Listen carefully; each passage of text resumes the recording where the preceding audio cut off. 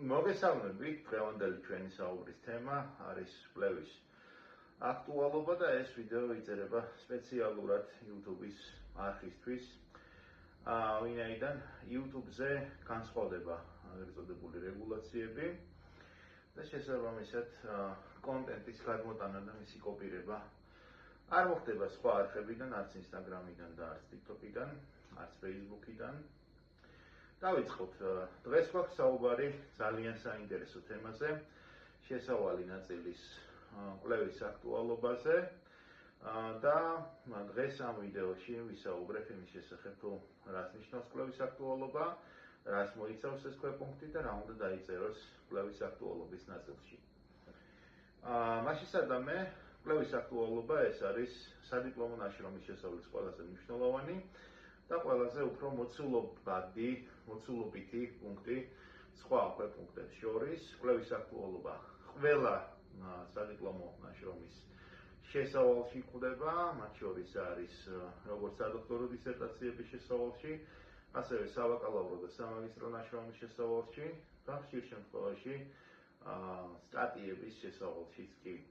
ასევე კვლევების, ეგრეთ წოდებული კვლევების შესავალში კვლევის აქტუალობა ყოველთვის ფიგურირებს, იგი იწერება შესავალი ნაწილის დასაწყისში უმეტესწილად. არის იშვიათი შემთხვევები, როდესაც მას წერენ ხოლმე კვლევის საგნის შემდეგ მეორე ქვეპუნქტად. თუმცა ძირითად ნაწილში იწერება როგორც პირველი ქვეპუნქტი შესავალი ნაწილის.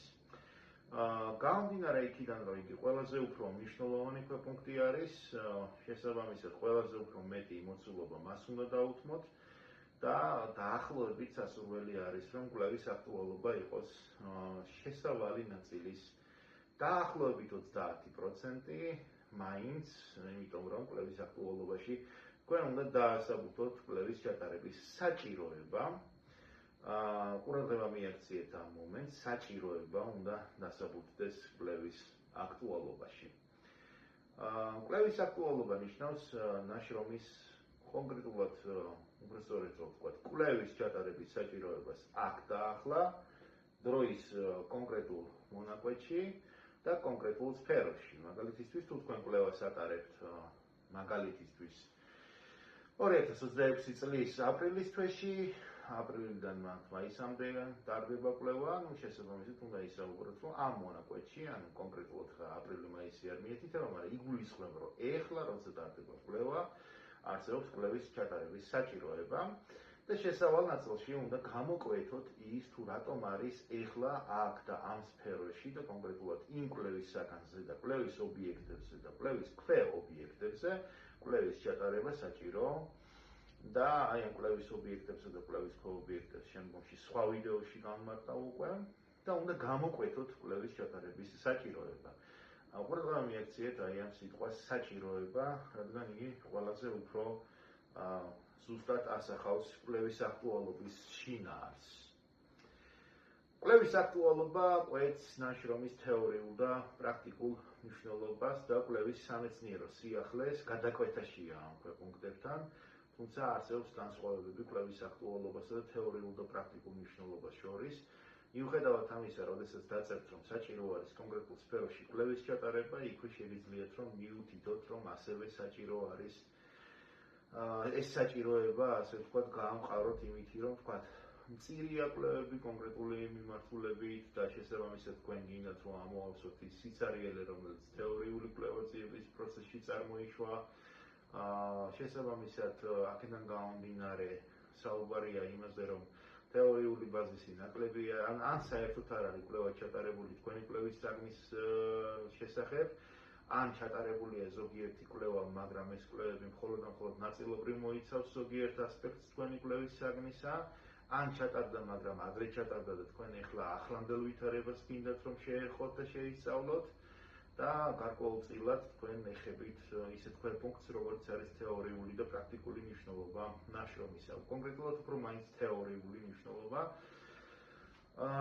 და ასევე არის არსებობს გადაკვეთა ისეთ ქვეპუნქტსა, როგორც არის კვლევის სამეცნიერო სიახლე და კვლევის აქტუალობა.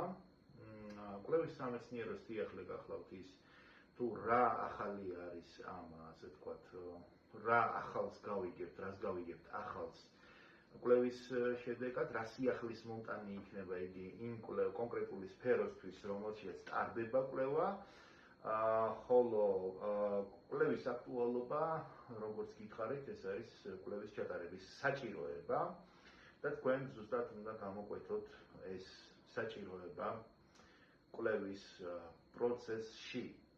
კვლევის აქტუალობის ქვეთავი შეგიძლიათ რომ ორი ვარიანტია რომ ესე ვთქვათ, ქვეპუნქტი უпростоრეთ შეგიძლიათ რომ გამოყოთ ცალკე სათაური, დახაროთ ეს სათაური და შემდგომში დაწეროთ ის აბზაცები, რომლებიც მოიცავს კვლევის აქტუალობას.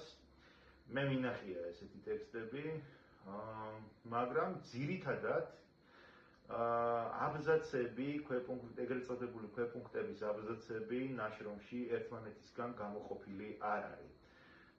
რაც ნიშნავს ეს პრაქტიკულ ასპექტში ეს ნიშნავს იმას, რომ შესავალი იწყება კვლევის აქტუალობით, თქვენ საუბრობთ კვლევის აქტუალობაზე და შემდგომ გადადიხართ უკვე სხვა ქვეპუნქტებზე, ისე რომ ეს, ასე ვთქვათ, ქვეპუნქტები რეალურად შინაარსობრივია და არა ტექსტუალური და ერთმანეთისგან არ არის გამიჯნული, ასე ვთქვათ, რაღაც დახრილი სათაურებით. ორივეს ვიზუალურად განახებთ კლიპში, რომ კარგად აღიქვათ რაზე არის საუბარი და ძირითადად არის ხოლმე შინაარსი, ასე ვთქვათ, შესავალ ნაწილში ეს, ასე ვთქვათ, ეგრეთ წოდებული ქვეპუნქტები გაერთიანებული, აბზაცები გაერთიანებული შინაარსობრივად. მაგალითად, კვლევის აქტუალობაზე საუბარს რომ მორჩებით, მე გადადიხართ კვლევის მიზანზე, კვლევის ამოცანებზე და ასე შემდეგ. პრინციპში ეს იყო ყველაფერი, რაც დღევანდელ ვიდეოში მინდოდა მეთქვა, გარკვეულწილად ქრონომეტრაჟითაც შეზღუდულები ვართ. აქედან გამომდინარე, მეორე ვიდეოში გავაგრძელებ საუბარს უკვე იმის შესახებ, თუ როგორ შევარჩიოთ აქტუალური თემა. გამოიწერეთ არხზე მუდმივად დაიდება, YouTube-ის ამ არხზე მუდმივად დაიდება ახალი ვიდეოები, სადაც პრაქტიკულ რჩევებს მოგცემთ სამეცნიერო კვლევების ჩატარების შესახებ.